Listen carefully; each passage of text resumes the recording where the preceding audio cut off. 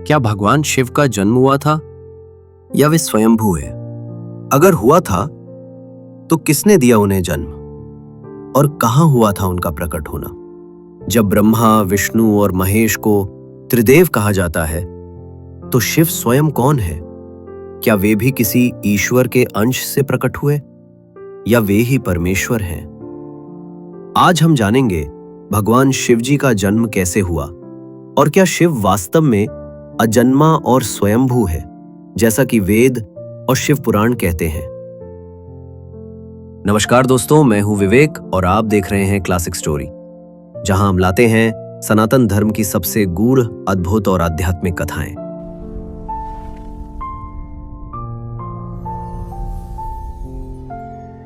आज का विषय है भगवान शिव का जन्म, शिव पुराण, वेद और दर्शन के आधार पर।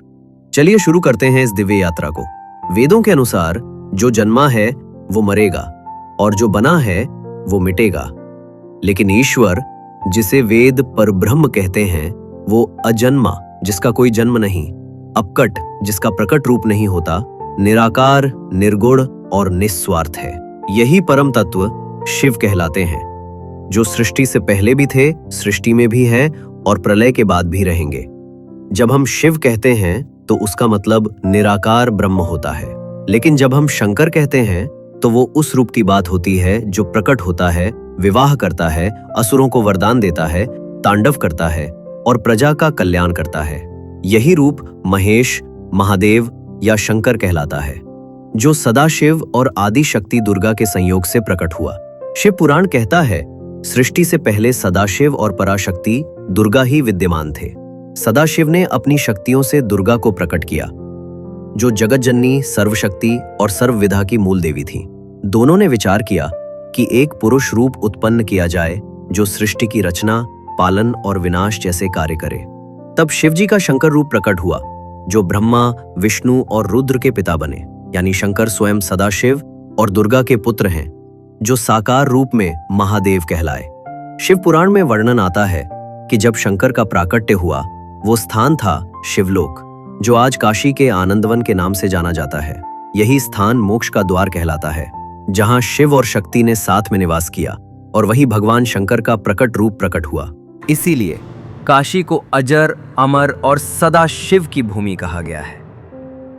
एक बार ऋषि मुनियों ने शिव जी से पूछा, हे महादेव, आप सभी के जन्मदाता हैं, लेकिन आपके जन्मदाता कौन है? शिव मुस्कुराए और बोले, मेरे पिता है सदाशिव और मेरे दादा स्वयं भगवान विष्णु हैं। जब ऋषियों ने पूछा, तो परदादा कौन है? शिव ने उत्तर दिया, स्वयं मैं, क्योंकि मैं ही शिव हूं, स्वयंभू, अजन्मा, अनंत।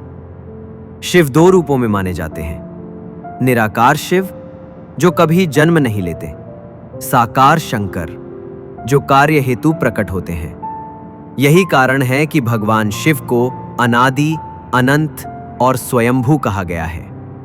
वे अद्वैत ब्रह्म हैं, जो जन्म से परे हैं, लेकिन प्रेमवश प्रकट होते हैं। तो साथियों, आपने जाना, भगवान शिव का जन्म एक रहस्य है।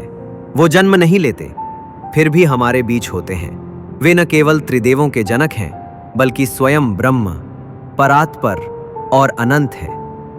ऐसी ही रहस्यमयी जानकारियों के लिए जुड़िए क्लासिक स्टोरी से।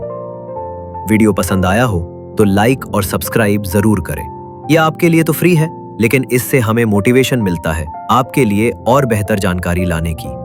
मिलते हैं एक नई कहानी में। जय श्री राम।